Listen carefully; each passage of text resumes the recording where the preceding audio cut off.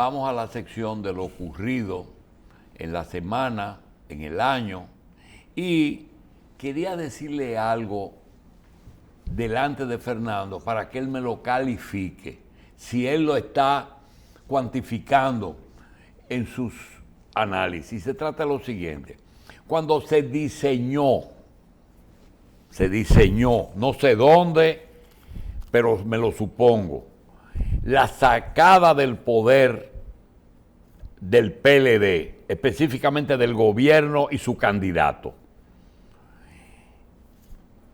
se diseñó algo muy difícil de evaluar, pero que hoy se pone de manifiesto cuando hay pronunciamientos, sobre todo en cuanto a la lucha contra la corrupción. Ese grupo de medios de comunicación que se sumaron a una lucha justa y la que llamaron de bocina, señalaron como bocina, todo aquel que no pertenece, pegándolo a la pared.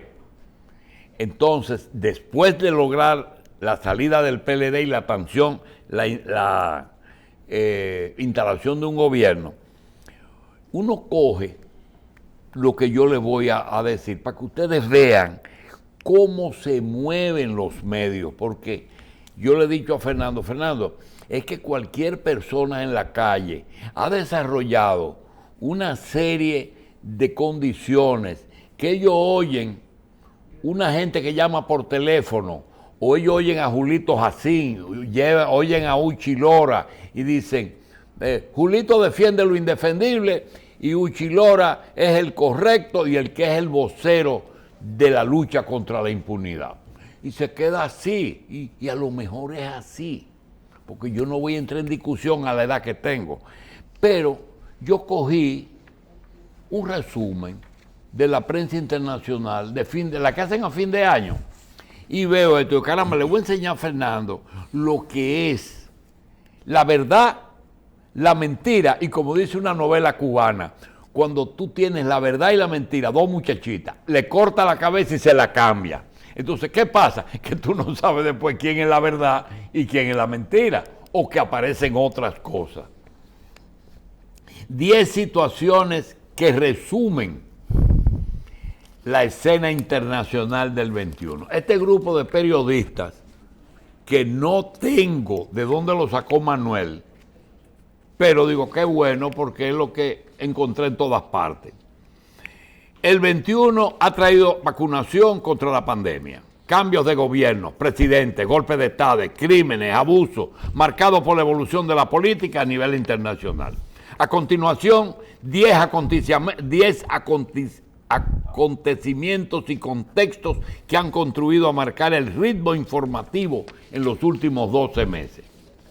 Primero, el asalto al Capitolio en los Estados Unidos, con una turba de seguidores de Donald Trump interrumpiendo un intento de obstaculizar la ratificación de los resultados electorales de Biden. Segundo, el 1 de febrero la democracia birmana sufría un duro revés. Militares llevaron a cabo un golpe de Estado militar en Birmania a la hora de un ex líder, cuando se suponía que los golpes de Estado eran parte del pasado. Migración desde Bielorrusia.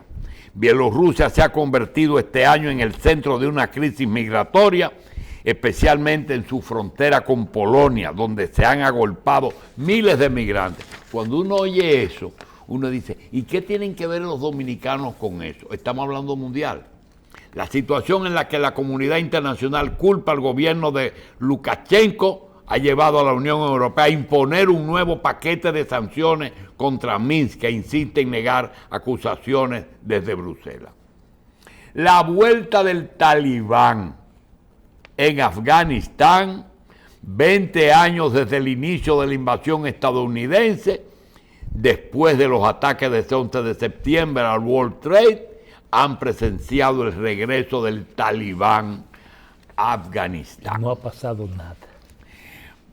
Están gobernando. Protestas en Cuba. Por primera vez desde la llamada Revolución Cubana, llegó al poder hace más de 60 años Miles de personas salieron en julio a las calles de la isla a protestar por la crisis económica.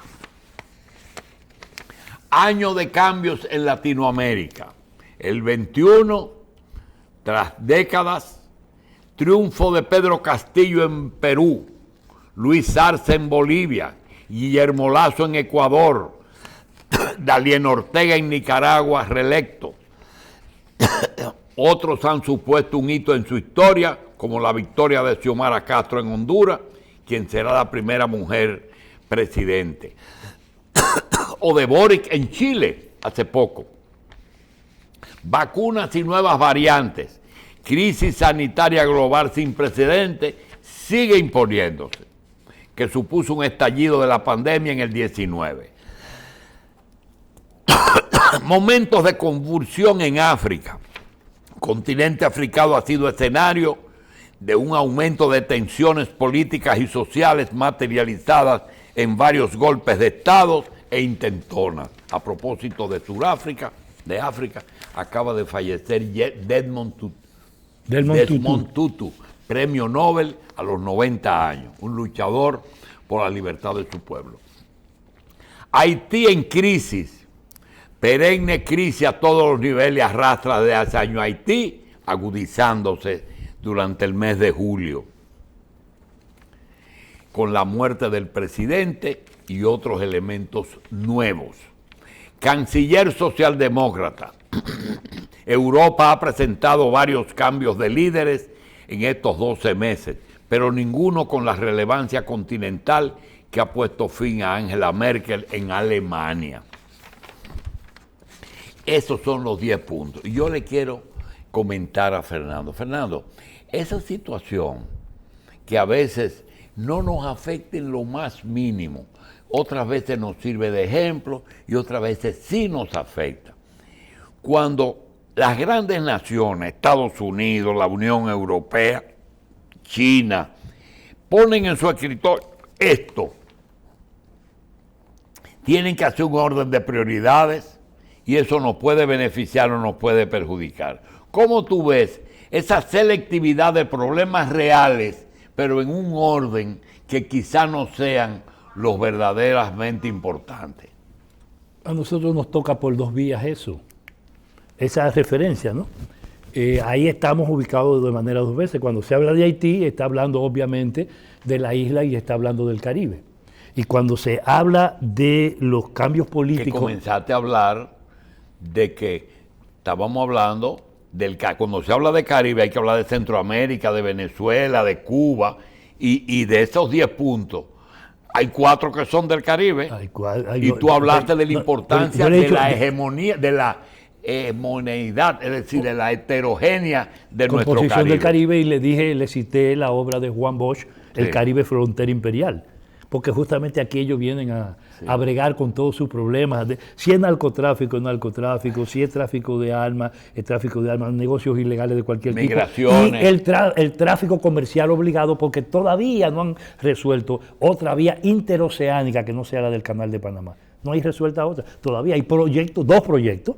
Sí, pero, el de Nicaragua con China. Sí, y está la vida transoceánica planteada en Perú, que combinando mal con Río. Pero esa es otra cosa, y mire el lío en que está metido Perú ahora.